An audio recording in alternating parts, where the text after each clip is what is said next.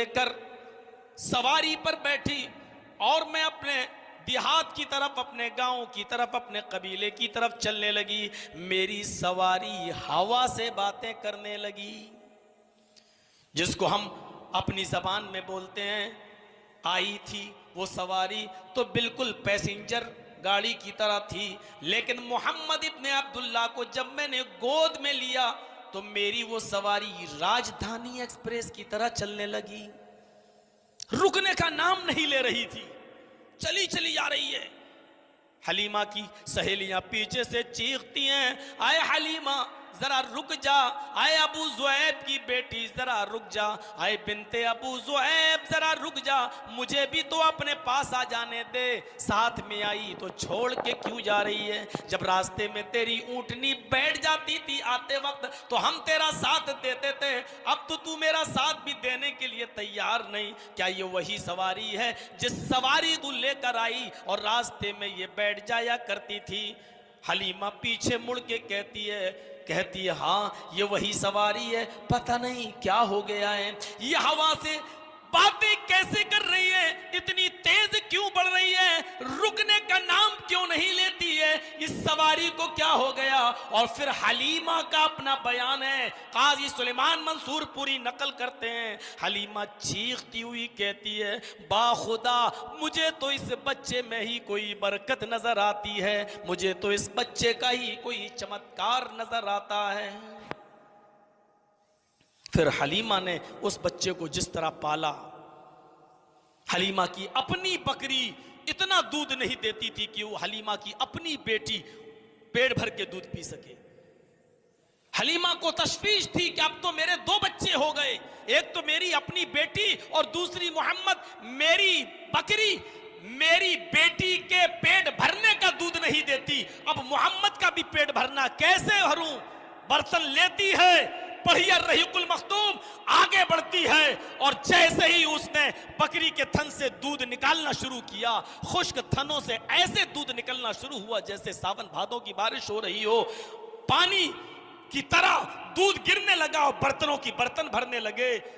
हलीमा का शौहर चीख पड़ा, हलीमा तू किसी बासादत रूह को लेके आई है, किसी बासादत बच्चे को लेके आई है, किसी नेक बच्चे को तू लेके आई है। इस बच्चे के मुबारक कदम पड़ते ही उसने हमारे घर में बरकतों के दरवाजे खोल दी।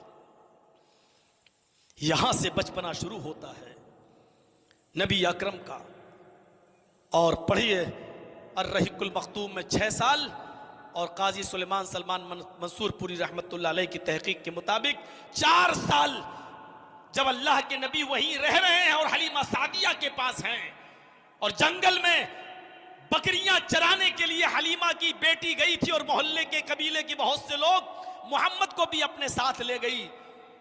और वहां शक्के सदर का जो मामला पेश आया, एक फरिश्ता इंसानी शक्ल में आया और उसने पूछा तुम्हारा नाम क्या है? आपने अपने अंदाज में कहा मोहम्मद। उठाकर ले गया और एक पहाड़ के दामन में ले जाकर लिटा देता है और सीने को चीर देता है, दिल को निकालता है। और अल्लाह के नबी बयान करते हैं कि उसने जो एक खराब किस्म का लोथड़ा था दिल से, उस लोथड़े को निकाला और फेंक दिया। याद रखिएगा हर इंसान के दिल में वो लोथड़ा होता है। आजकल मेडिकल जो सर्जन हैं, डॉक्टर जो हार्ट का सर्जरी करते हैं, उनसे पूछिए, वो लोथड़ा जो होता है वो सब के अंदर होता है और उसी लोथड़े के अंदर कीना, कपट, हसद, बुग़्ज़, इनाद, दुश्मनी जो होती है एक दूसरे के खिलाफ, वो उसी लोथड़े में होती है।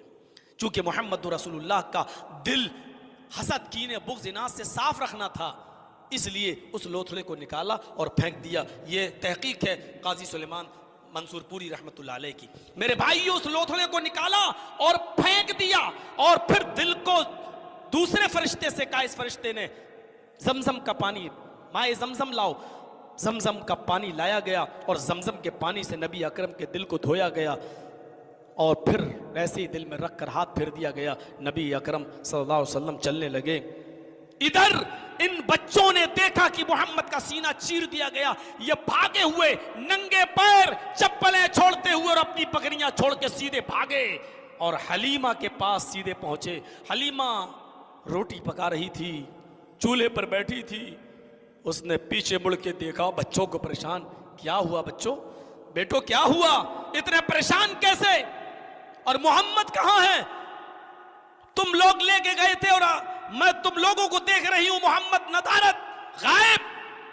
इन सारे बच्चों ने बैग जबान का कोतिला मोहम्मद, मां आए हलीमा मोहम्मद कत्ल कर दिए गए, मोहम्मद तो मार डाले गए। हलीमा का अपना बयान है कि मेरे पैरों के नीचे से जमीन सरक गई, मैं अब्दुल मुत्तलिब को क्या जवाब दूंगी, मैं आमिना को क्या जवाब दूंगी। मैं दौड़ती हुई जंगल में गई, इधर झाड़ी देखी उधर झाड़ी देखी, लेकिन जब मैं आगे बढ़ी तो एक पहाड़ी के दामन से मोहम्मद रसूलुल्लाह को टहलते हुए अपनी तरफ आते हुए मैंने देखा।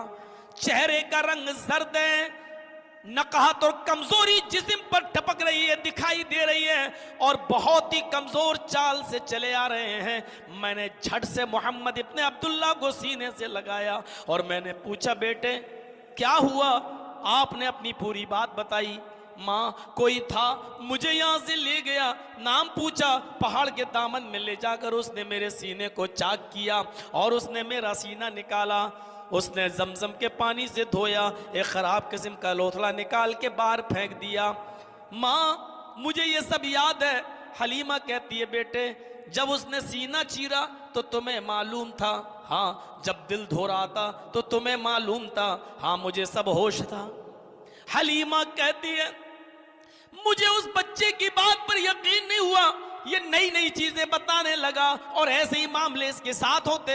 मैं डर गई कहीं ऐसा ना हो कि इसको कोई खतरा हो जाए और फिर बाद में आमिना मुझसे बेटा तलब करे और मैं बेटा ना दे सकूं। मैं फिर मोहम्मद को उसकी माँ के हवाले करके आ गई और ये कहकर आई, आमिना मेरा दिल तो नहीं चाहता कि इस बच्चे को वापस करूं, इसने तो खैर व बरकत के दरवाजे मेरे घर में खोल दिए, लेकिन ऐसी ऐसी चीजें बताता है, ऐसी ऐसी बातें बताता है, ऐसे ऐसी चमत्कार बताता है कि मुझे डर है अगर तेरे बेटे को कुछ हो गया तो फिर मैं क्या जवाब दूंगी। अब तुम अपना बेटा संभालो।